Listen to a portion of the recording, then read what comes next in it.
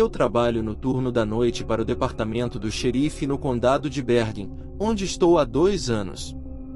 Não vejo muita ação além das detenções noturnas por drogas, algumas chamadas de roubo e algumas de agressão. O nordeste do condado de Bergen é bastante tranquilo, então essas são geralmente as piores chamadas com as quais lido.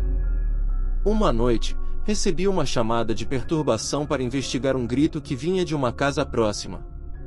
Normalmente, uma chamada dessas indicaria uma disputa doméstica ou algo inofensivo, como pessoas bebendo e sendo barulhentas. Quando cheguei à casa, confirmei que era o endereço certo, embora nenhuma luz estivesse acesa. Havia um carro na garagem, uma minivan Toyota Sienna azul, então alguém estava em casa. Bati na porta várias vezes. O vizinho, que aparentemente viu meu carro, se aproximou e disse que foi ele quem chamou a polícia. Ele relatou ter ouvido um grito assustador vindo da casa, onde uma mulher morava sozinha, mas ocasionalmente recebia a visita do namorado, o que tornava a situação mais preocupante. Tentei a maçaneta, mas estava trancada, então fiz uma ronda na casa, tentando todas as janelas, que estavam fechadas, exceto uma no quintal, que estava aberta o suficiente para alguém passar por ela. Isso me alarmou, então solicitei reforço. Depois que o backup chegou, entrei na casa pela janela. Acendi todas as luzes enquanto me movia da cozinha para a sala de estar e depois para o quarto. É aconselhável que a polícia acenda as luzes durante uma investigação, ao contrário do que mostram nos programas de TV. Chamei pela mulher, tentando tranquilizá-la, mas não houve resposta. O primeiro andar estava limpo, então restava apenas o andar de cima. Antes de subir, destranquei a porta da frente para facilitar a entrada do backup e subi as escadas silenciosamente. No segundo andar, havia 4 portas.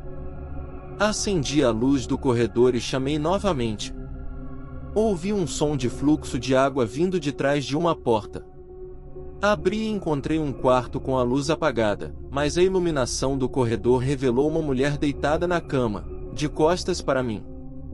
Ao me aproximar, notei manchas escuras de sangue nas cobertas. Arranquei as cobertas e vi que ela tinha sido esfaqueada várias vezes, mas ainda respirava. Relatei imediatamente a situação pelo walkie e solicitei uma ambulância. O som que ouvi antes não fazia sentido, considerando a condição da mulher. Alguém deve tê-la colocado na cama. Fiz uma busca rápida e instintivamente olhei embaixo da cama, onde encontrei um homem com uma máscara cobrindo a metade inferior do rosto. Ordenei que mostrasse as mãos e saísse lentamente de debaixo da cama. Mandei-o ficar no canto com as mãos para cima até o backup chegar. Quando meus colegas chegaram, colocamos o homem sob custódia. Uma ambulância chegou logo depois e a mulher foi levada ao hospital, onde sobreviveu após ser esfaqueada 6 vezes.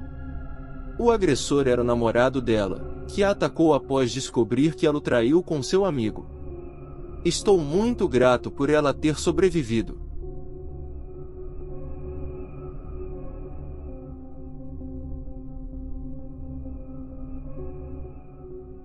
Essa história foi contada pelo tio do meu melhor amigo, que trabalha como policial no turno da noite na nossa cidade.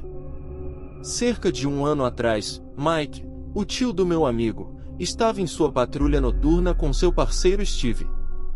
Eles trabalham juntos há anos e ambos são veteranos do exército, sendo pessoas sensatas e calmas, perfeitas para o trabalho policial. Uma noite, eles receberam uma ligação de um proprietário de um complexo de apartamentos reclamando sobre um de seus inquilinos. Não esperavam nada de grave, pois recebem esse tipo de chamado o tempo todo. Quando chegaram, o proprietário os recebeu do lado de fora. Era por volta de 1 ou 2 da manhã, e todos os moradores estavam do lado de fora, o que era estranho. O proprietário se aproximou de Mike e Steve, reclamando que um dos inquilinos, um homem de cerca de 30 anos, estava agindo de forma estranha e tinha deixado toda a água do apartamento aberta. Puderam ver a água escorrendo pela porta da frente do apartamento e decidiram entrar para fazer uma verificação de bem-estar. A água estava inundando o prédio, indicando que estava aberta há horas. Subiram até o segundo andar e bateram na porta de onde a água vinha, chamando o nome do inquilino, Adam, conforme informado pelo proprietário. Sem resposta, decidiram arrombar a porta.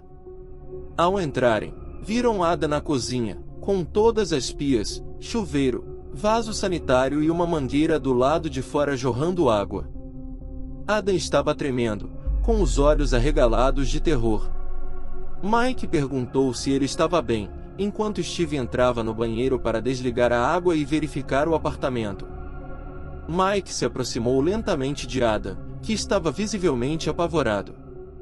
Após ser questionado novamente, Adam finalmente gaguejou que havia pessoas nas paredes.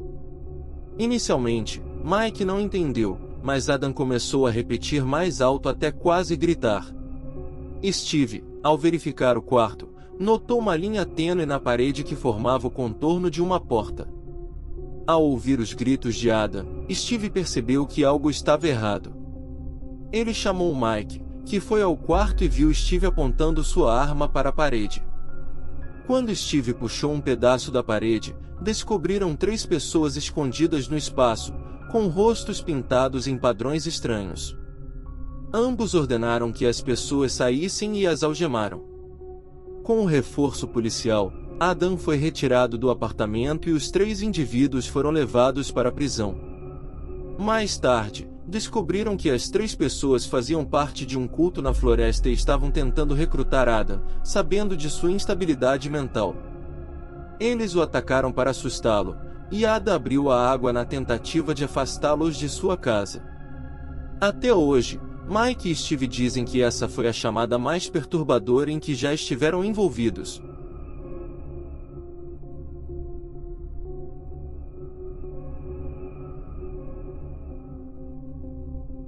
Uma vez, enquanto trabalhava no turno noturno de 12 horas, fui chamado para verificar uma pessoa suspeita andando de casa em casa, batendo nas portas e dizendo coisas estranhas para as pessoas, seja diretamente ou através das câmeras de campainha.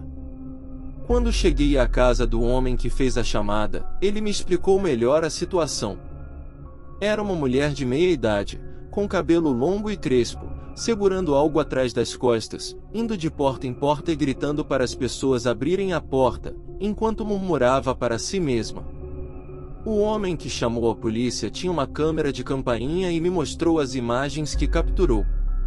A mulher se aproximou da porta, olhou para a câmera por alguns minutos, e então apertou o botão.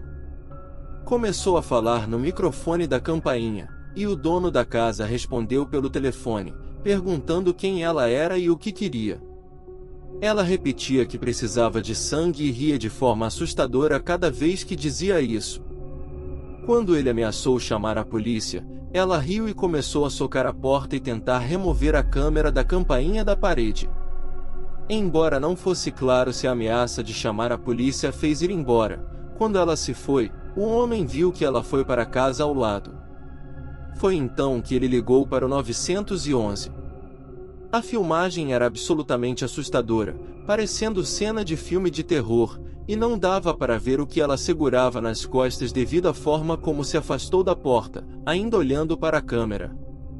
Outras 2 ou 3 unidades estavam patrulhando a área tentando encontrar a mulher. Era basicamente uma mini caçada humana, e a descrição usada era de uma mulher possivelmente armada e perigosa. Verifiquei as casas próximas a pé rapidamente, então voltei para meu carro e comecei a patrulhar a área também. Nenhum de nós conseguiu encontrá-la, e então recebemos um relatório de uma invasão próxima. Alguém ligou para informar que alguém entrou na casa com uma arma, e o chamador estava escondido no quarto do andar de cima. Ele também tinha uma câmera de campainha e pôde ver a mulher entrando pela porta da frente, mas não antes de olhar para a câmera novamente por alguns momentos.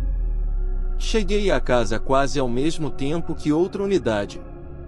A porta da frente estava destrancada, então entramos com cautela, armas em punho, pois não sabíamos quão perigosa ela era ou com o que estava armada.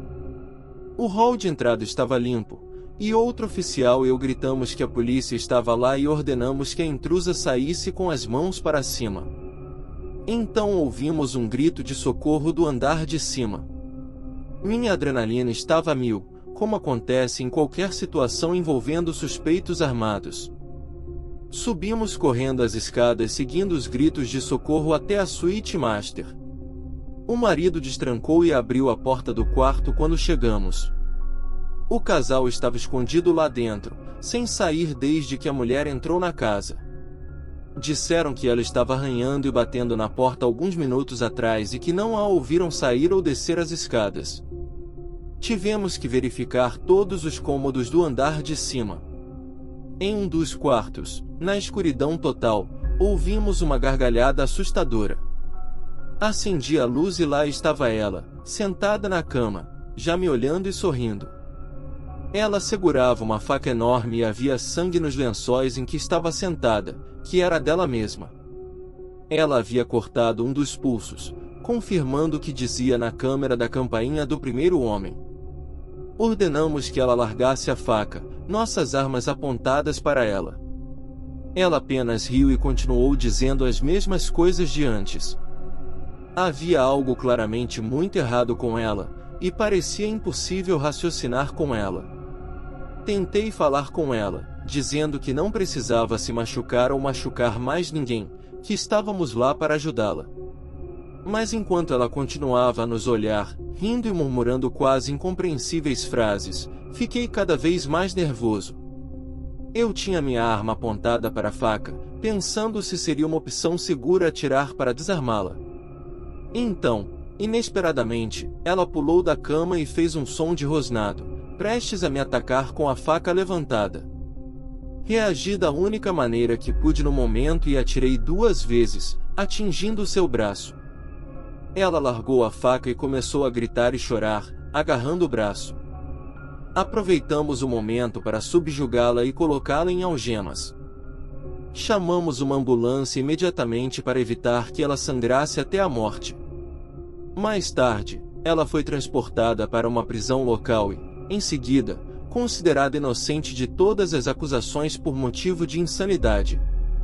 Atualmente, ela é paciente em um hospital psiquiátrico na minha cidade. O horror que todas as partes envolvidas passaram foi inimaginável. Desde as pessoas que estavam com medo de abrir suas portas para uma mulher perturbada até o casal que quase foi vítima dela em sua própria casa, além de mim e do outro oficial no local antes de colocá-la sob custódia. Foi a experiência mais assustadora dos meus 10 anos como policial.